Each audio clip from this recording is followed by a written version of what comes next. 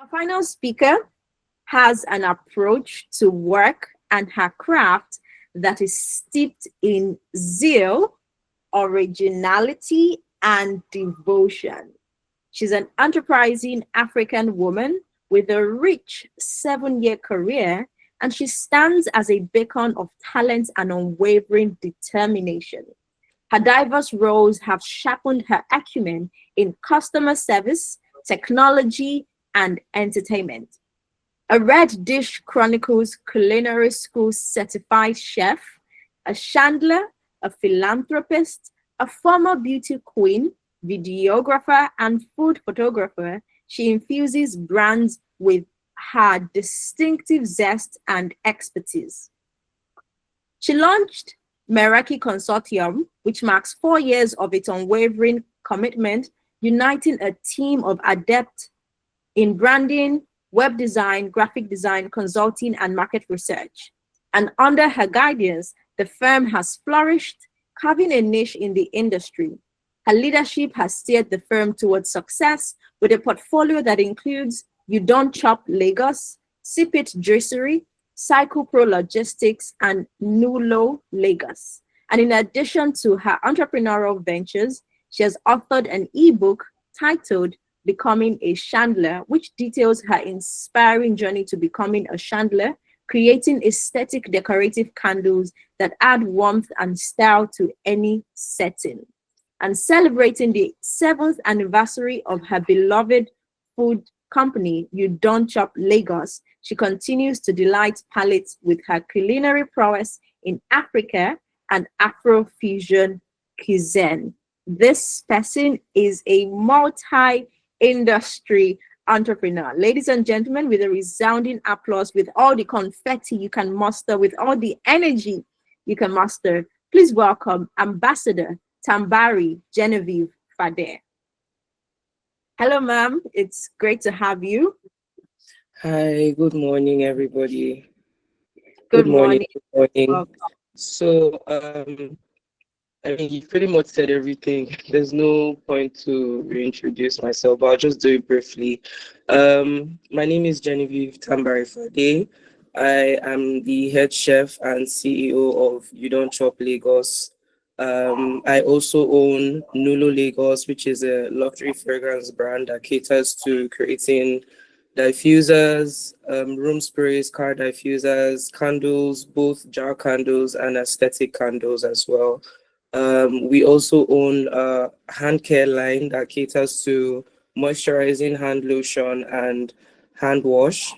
Um, I also run a brand consulting firm, so anything that has to do with branding for web designs, basically just helping small businesses because a lot of people don't know the importance or the power of branding. So that's literally what we do. And just to make like a small correction, You Don't Chop is actually 8 years. We turned 8 this year on the 13th of May. So we've been running our food business for 8 years now. Without wasting much of your time, I'm going to be talking as growing as an entrepreneur in Nigeria or in Africa at large. Um, I would say that growing a business in Nigeria, I'm going to speak on Nigeria because this is where my business is based. I'm going to say that growing a business or growing a successful business in Nigeria is not a small feat. So if you see anyone who as much as sells even a pen or a notepad that has managed to scale through after 5 years, I think you should give that person a pat on the back because it is really not easy through the economic ups and downs. Anyone you see doing business for that long, you need to give them a pat on the back because it's really not easy. Um, I would speak on running a food business because that's the one that I started first. Running a food business in Nigeria, a lot of people would say, and I know a lot of people here would say, oh, there's always money in food business and people eat every day, so you shouldn't have any problems or the challenges shouldn't affect you or the challenges shouldn't bother you because people eat every day. I'm here to honestly tell you that that story is absolutely not true. There are times in food business that no matter what it is that you're doing right, there are still times that you may not be able to get jobs, you may not be able to, cater to everybody, or the people who say that you make money so people eat every day. You may not be able to cater to them. There are so many challenges that you would face, from power issues to, it feels like you're making money but you're not seeing the money is coming in, but you don't know where the money is going to. There are so many issues like that. um in food industry, not everyone is privileged or opportune to, I won't say privileged anyway, but opportune to have physical spaces, and it's okay. A lot of food business owners make the mistake of, once they've opened the food business, most people don't even do it because of passion. A lot of people do it because they feel like other people or their competitors or other people are making money from it. So they want to jump into it without having passion. So you find situations where, once somebody makes their first million or first 5 million in food business, the first thing they're thinking of is they want to go and open a space, or they want to rent a space for their business. But in doing that, they don't think about a lot of things. If you get 5 million naira for your business now, I personally would say you should reinvest it into your business so you can grow. But a lot of people make that mistake. If you rent a space, for people who live in Lagos here, you already know that real estate and prices of renting a space is not a joke. You might probably get a space, maybe a small space for a start, for maybe about 1.5 or 2 million naira. You haven't even added service charge, and you have 5 million naira with you. That money has already gone down. You're going to now have um someone come and decorate or do like interior design, because here in Lagos, as much as your food is nice and everything, we all know that people always consider aesthetics first. So even if they're coming to buy water at your place to drink, your space has to look really nice for people to come to. If your space is not nice, people won't come. You're going to spend money for that. You're going to spend money buying the equipment. You're going to spend money doing your packaging. You're going to spend money for overhead, at least to make sure that your staff or your workers have their salary covered for the next couple of months. By the time you're done with all of that, you realize that 5 million naira is actually a small amount of money. So that's the mistake a lot of people make. When I started You Don't Chop, I started You Don't Chop from my house. I still run from my house, but I took a different path anyway. I started running You Don't Chop from my house. A lot of people will say that you always need to be ready or be prepared before you start a business. You necessarily don't need to have everything figured out. Just start. But treat your business as small as it is. Treat it as a brand. Don't treat it as something that, oh, you're doing within your spare time or your leisure because you want to make money. That's one point I would like to drive out there. Another point is, always invest in your craft. Even if you feel like you've gathered like 6 7 years experience, no knowledge is a waste. I would always pay for more courses, or try to get more knowledge on whatever it is that I'm doing. When I started working from my house, I was taking like, very small orders, and I hadn't even gone to culinary school then. So it's not like I had everything figured out, but I knew that this is what I wanted to do. I enjoy seeing people eat my meals and, get the feedback that they always give. So I would persist and persist. At the time, things were not as expensive as they used to be now. So I would try to make sure that everybody could afford my meal. So I would make sure that my pricing was right. I wasn't selling at a loss, but I also wasn't overcharging my clients. So I started small with simple packaging and branding, like the essentials that you would need in food business. And then it started to grow bit by bit. Another point I would also try to drive is, don't get tired of speaking of your business. Yes, we know that there's social media, but I will forever be a fan of word of mouth. You advertising your brand and speaking about your brand is better than what any social media or anything can do for you, because you have the information firsthand. You are marketing your business on the spot. You are telling people, okay, yes, this is what I do, this is what it is. Even if you don't have the experience for it, if somebody even offers you a job on the spot, say yes, you can do it. Even if you can't do it, take the job and say you can do it. It's left for you to decide, okay, do you want to subcontract this part of the business that you cannot do to someone else? That's part of how you grow as well. So I started like that, and then I went to culinary school to get more knowledge, and then I rebranded my business. Now, rebranding is I'm realizing that I'm growing from the stage that I was where I first started. I'm realizing that a lot more people are getting to find out about my brand. So I need to make some changes, needed to do like a proper menu. I now started catering for events. Now, catering for events is an entirely different ballgame altogether. Um, Catering for events will mean that you need to have staff, you need to have, a lot of things put in place. Now, another thing with business owners is they feel like because they treat it as a small business instead of a brand, you feel like you would do everything on your own or you can do everything by yourself. That's just going to cause a lot of burnout, which a lot of entrepreneurs face. You're going to be burnt out. You're going to have creative block. You can't do everything by yourself. And this is something that over time I'm also learning by myself to know that you cannot do everything by yourself. So you have to delegate at one point or the other, which is also part of growing your business. You really cannot do it by yourself. Even if, yes, you want to still be on the sidelines watching what your people are doing, but try to delegate. Get a manager if you can, get a personal assistant if you can that can help you, delegate and put one or two things in place. For your books as well, get an accountant. Um, I'm speaking on burnout and delegating because I learned it the hard way. Running business for that long in this town is not easy. You're going to deal with dispatch issues, delivery riders eating customers' meals. And as a business owner, you have to just maintain some form of calm and it will still come from your pocket. You're going to have to replace that meal to the customer while you're still trying to chase the company that is responsible for the delivery.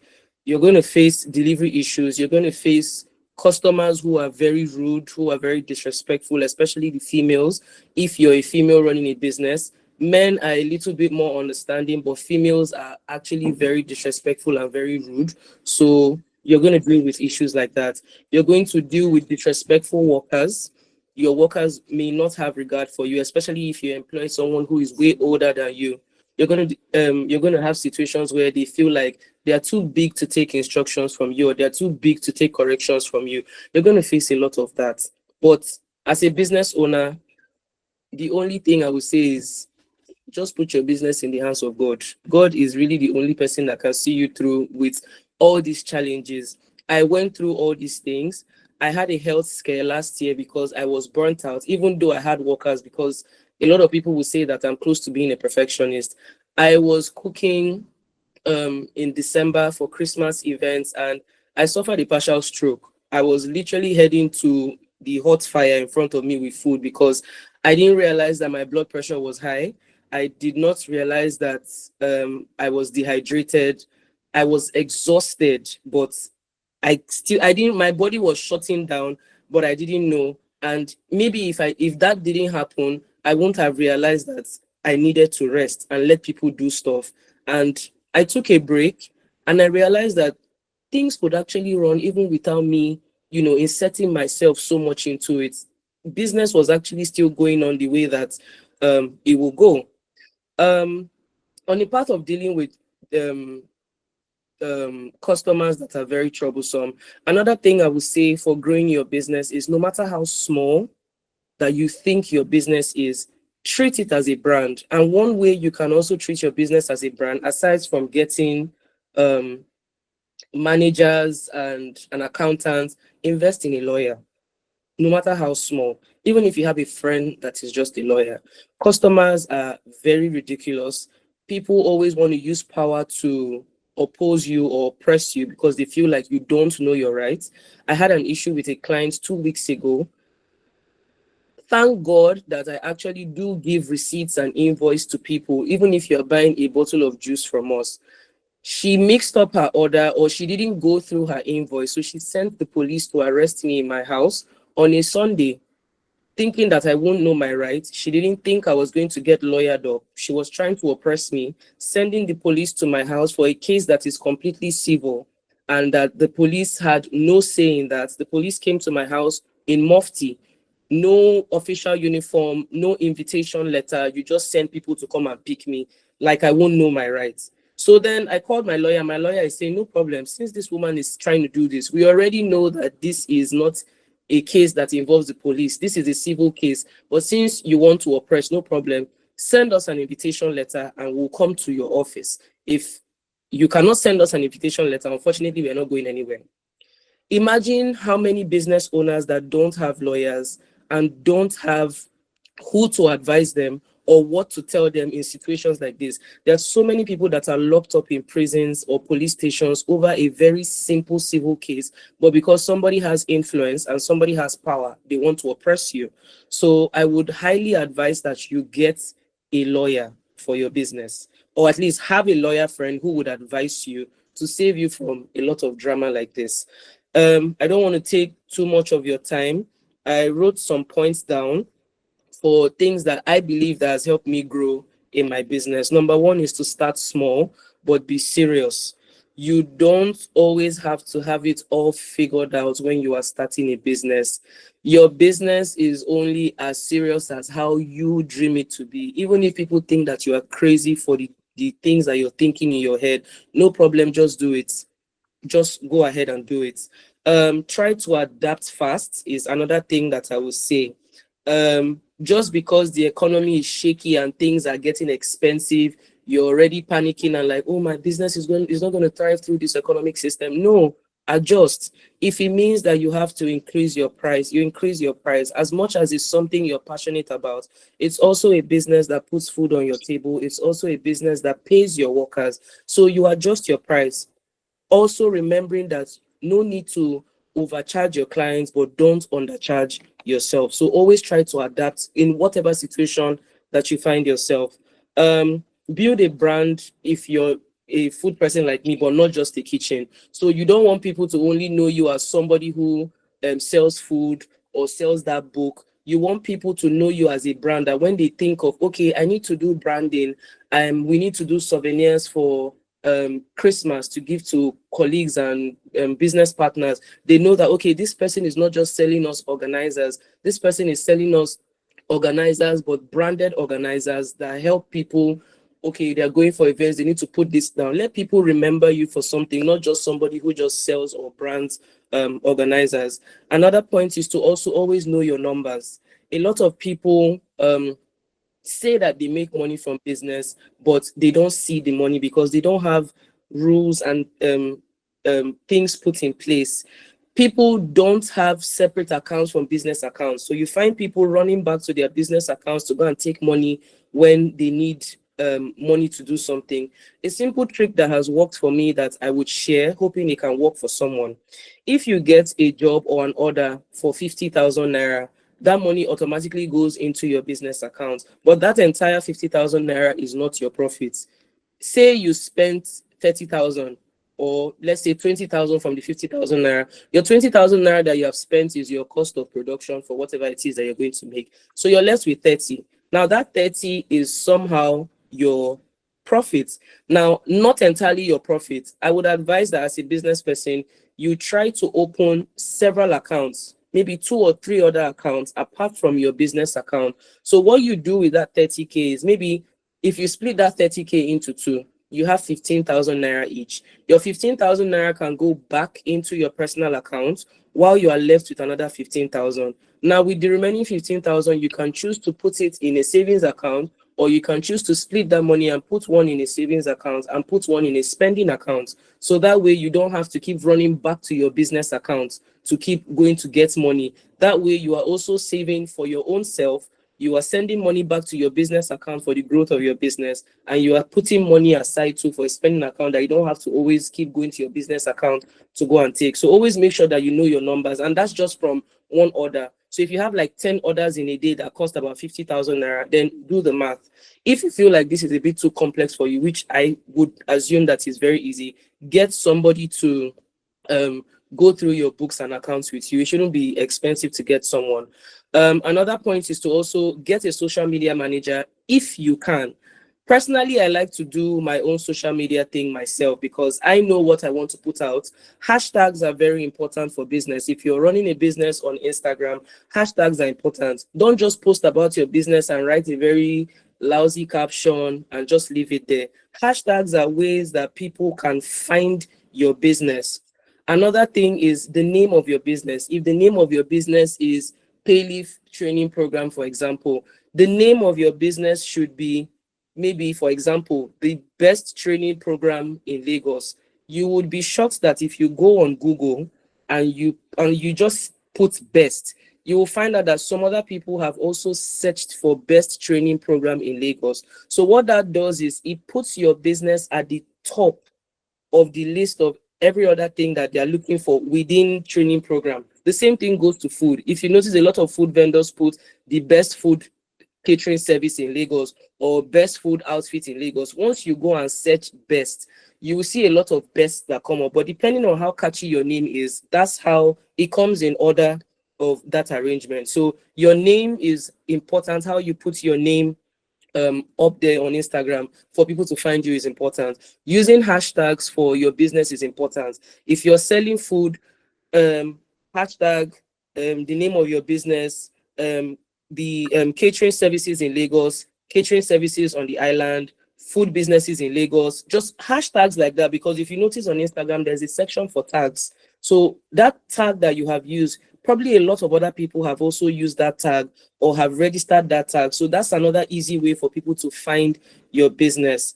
The last thing is customer relationships matter. Bad news travels fast. The way you speak to a customer, and also to just to clear one notion, customers are not always right. A lot of people say that the customers are always right, but customers are not always right. But it doesn't mean that you should disrespect your customers. You can politely, impolitely pass your information to a rude customer without being rude, if you get what I mean. A lot of customers feel like just because they are paying you for a service, they own you. They don't own you. Your customer is not always right. A customer is paying you for a service. You are a service provider who is rendering a service to that customer. Just because they are paying you doesn't mean that they own you, and it doesn't give anyone the right to disrespect you. Know your craft, know when to say yes, know when to say no. Bad news travels fast. Good news doesn't even travel, or good information doesn't even travel as fast as bad news. Just speaking to a customer with a kind of tone that may not even be pleasant to them, they are going to tell the next person. The next person is going to tell the next person, oh, isn't that food vendor? Oh, she was rude to my friend. I know of her. Her food is not even that nice. Without even knowing if your food tastes nice or not. What that person has done is to spread false narratives about you. But guess what? It will travel so fast you won't even believe it. So try to manage your customer relations. If you know that the person that you have handled or you have appointed to do that for you cannot do it, or then by all means do it by yourself. Do it by yourself. What I would say is entrepreneurship in Nigeria is really not for the faint-hearted, but Nigerians have tried and learned to adopt to what I would call it, we're now used to adapting. We're so used to adapting now that anything that is literally being thrown at us here as business owners, even if we cry today or we say that we are quitting, God knows how many times I've said I wanted to quit my business. But even if you are crying today, crying tomorrow, I promise you, you see that person as an entrepreneur in Nigeria that was crying, the next minute, once an order comes in, they are taking the order, they are wiping their tears and they are taking the order. So I know that it's not for the faint-hearted, but I know that entrepreneurs are not faint-hearted people. So whether you sell food or you're into tech or you're into fashion, your business can grow. It only depends on how seriously you take your business and how much of a brand you want your business to come out. Always start small, serve well, All learn right. fast. Thank you very much, I'm Ambassador rounding up. Genevieve. I'm rounding up. Sorry, Yes, sorry. the Q&A. Don't I'm give sure up. we'll get back from there. Don't give up when things get hard, and just treat your customers like kings. And I mean, that's basically it. It's not easy, but we always push through. Sorry for taking so much of your time. Thank you so much. I will take questions once everybody is done speaking. Thank you. We also have a question for Ambassador Genevieve. Claudine is asking, what do you think is the best way to win the market once you have a good product or service? And how do you think is the best way to attract social media followers once you are doing content? Ambassador Genevieve, I hope you heard that question. Yes, I did. Um, once you have a good product, another way to scale it is marketing and advertising. I would use my hand wash and hand lotion brand.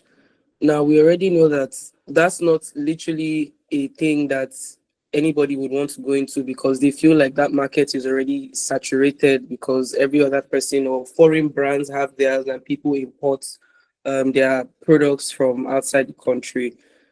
Get a good videographer. If you invest in a good phone, first of all, if you feel like you cannot make professional videos with your own phone, you can get someone to do your videography for you. On Instagram, reels move or sell themselves faster than when you post an ordinary picture. So reels get you more views. Reels is like Instagram's way of pushing your page or your product or your brand or whatever to people who do not follow you. And again, it comes back to what I was saying about hashtags. When you put the appropriate or the right hashtags on a product video, it pushes it to the explore page. And now your explore page is made up of a lot of people that don't even know that you exist. Consistency is key too. So just because you feel like you made a good product doesn't mean that you should stop advertising it. When you invest in a good video for your product, it's something that you can always keep using. If you post it today, post it tomorrow, post it today after tomorrow. Even if you feel like people are not responding to that, don't worry, just keep posting. One day you would realize that somebody is looking for someone who makes this particular product and wants to buy it in bulk to give to other people. It doesn't have to be today. Just consistency is key, but you also have to be patient to invest in good videos. If you cannot get a good phone for yourself, get someone to do it for you. It will push your product and your brand faster. Another place I feel like a lot of people underestimate so much is TikTok. You also want to push your business on TikTok too because there are so many buyers there as opposed to what a lot of people think. There's so many buyers on TikTok and a lot of responsive people on TikTok as opposed to Instagram. I don't know if I answered the first question right. What's the second question again, Zena, please? The second question is, how do you attract followers once you start creating content? It's pretty much the same thing. Consistency. Try to cultivate a habit of posting at least one thing on your business page every day using the right hashtags, correct hashtags, and good captions. Sometimes you can do giveaways.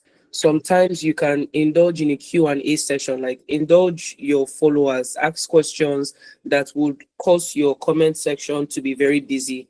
Instagram sees those things, so they tend to push that content up for other people to see.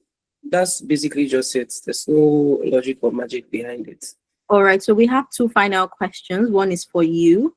It Okay. says here, what software will you recommend to help cost your food business? Or do you use Excel sheet? For costing, Yes. yes, I use Excel sheets. Okay. There are no softwares to recommend. I use Excel sheets for now. If you're talking about invoicing or sending invoices to clients, I think there are a couple of them. There are some invoice apps now that also help you, with all of that. There's Bookkeeping, there's Zoho Invoice. All of that helps you. I think they have some other features in those apps that help you with costing, how to track your expenses and all of that. I mean, apart from Excel. So yeah.